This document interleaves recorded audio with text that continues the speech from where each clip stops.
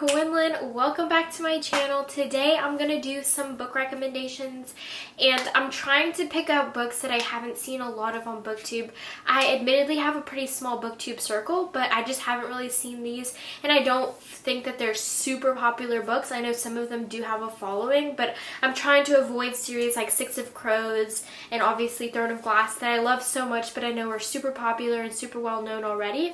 And I'm trying to, hopefully you guys haven't heard of at least a couple and then you can take some away, and I tried to pick a variety of books, so yay! The first book on my list I know is popular in the adult world, but I don't think it's really popular necessarily on BookTube because I do think BookTube often centers around YA, and that's Educated by Tara Westover. This is kind of an autobiography of sorts, so it's not exactly your classic kind of fun read because it is about a woman who is being raised by a really strict Mormon father, and he has a lot of certain values, and she ends up going to college, and it's really just about her life and about adapting because he has very specific ideas about what the world is like, and he does feel like the world is going to end soon, so they live kind of isolated in the mountains. So it is definitely an interesting read, but I would highly recommend. I feel like in some ways it does change your perspective and outlook on life.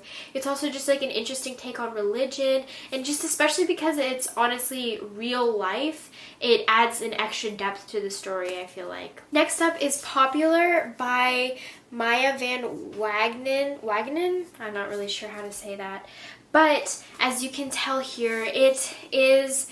I read this book a long time ago, I think when I was 13, because I think my grandpa gave it to me, and it's by actually a 13-year-old, as you can see on the back here. And it's just like about her story of using kind of these old, antiquated 1950s tips to become popular herself in the modern era. I thought it was really an interesting and fun read. Again, it's obviously real life, so it's a little bit different, but you can take away some fun messages from it, and you can learn a little bit about what it's like to be like a teenager and just like kind of reminisce about kind of that era of your life. And I don't know, I just thought it was a really fun and sweet story, and you can learn a lot about how reaching out to people is kind of one of the most important things you can do, rather than kind of dressing a certain way or really anything else. It's a lot of it is about reaching out to people and kind of becoming friends with people maybe you wouldn't normally reach out to. Next, I have two sci-fi books that I think you guys might enjoy. The first is Nyxia, which I talked about recently because I did put out a book review, but just in case you didn't watch it, it is a sci-fi book, and it is about these kids who are sent to an alien planet to mine this substance called Nyxia. And in general, I just think it's a fun sci-fi read. You do end up getting pretty attached to the characters. The first book is not really the best book, and it does pick up after this, but I did think kind of the competition aspect was fun because they're competing for slots to get to actually mine this stuff, and they're getting paid a lot of money, so everybody on the ship really wants to go to the planet. And so it's kind of an intense competition, and it's just kind of a fun read in general, and I would definitely recommend. I was actually recommended this by my brother, but I do think that no matter your age, you can enjoy it. My next book is another sci-fi, and that is This Mortal Coil, and this is a really interesting and fun kind of take. It's basically a zombie apocalypse book, except there are these cool things that you can do called gene hacking, and you can basically code your own genes to do kind of whatever you want. And it follows this girl whose dad was a really good gene hacker, and she's pretty good too, and her dad kind of got taken by this big company years back, and she's kind of trying to find him, and she goes on this kind of quest with this boy. And in general, I just thought it was an interesting premise.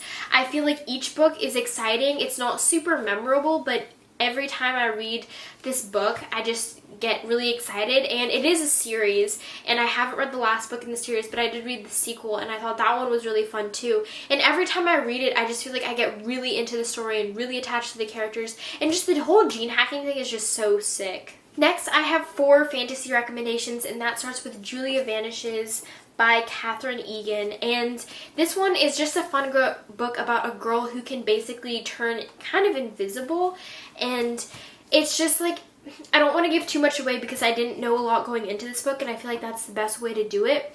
But you kind of discover a lot about her, and she kind of goes on this journey, and it's just a fun book. I don't remember, again, it's not especially memorable, but I had a lot of fun while I was reading it, and I think that's part of what we kind of want right now in this day and age, is just to have some fun and just some escapism. Next is Fire by Kristin Cashore, and this kind of comes into 3B because it's part of the Graceling kind of trilogy. It's not really a trilogy, but there's 3 books that are set in the same world, and that's Bitterblue, Graceling, and Fire. And Fire was definitely my favorite of the 3, and it's about this girl. She's like super beautiful, and she can control people's minds, so she's also super powerful, and it's very rare.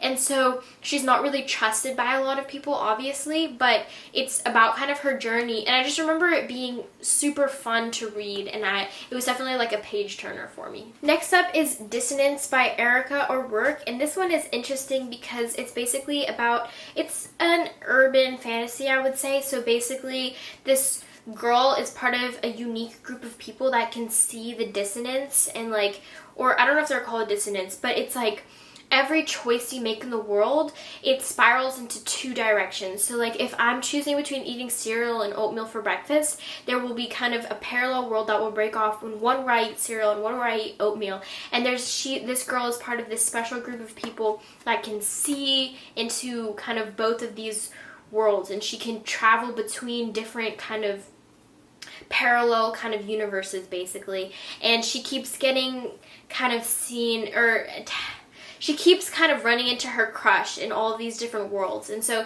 it's definitely an interesting and fun read. And then finally, there's The Smoke Thieves by Sally Green, which first of all, I thought was such a beautiful book. Look at these stained pages. And this is about kind of this bottle of demon smoke and these various group of people in a fantasy setting, and it's just about kind of how their lives kind of intertwine and end up connecting through this bottle of demon smoke. It's super fun and interesting, and I just had so much fun reading it. It just felt very just a very like traditional fantasy, and it just sucked me in, and I had so much fun reading it, so I would highly recommend. So those are all my recommendations. I know I didn't spend very long kind of going into a lot of detail about all of them. I just kind of wanted to put them out there in case you guys are interested. And if you're interested in any of the specific books, I could do like a specific book review for that, or I can just go ahead and answer your comments if you comment down below. But thank you guys so much for watching. I hope you guys take something away from this video and you really kind of fall in love with one or more of these books. So yeah, I'll see you later.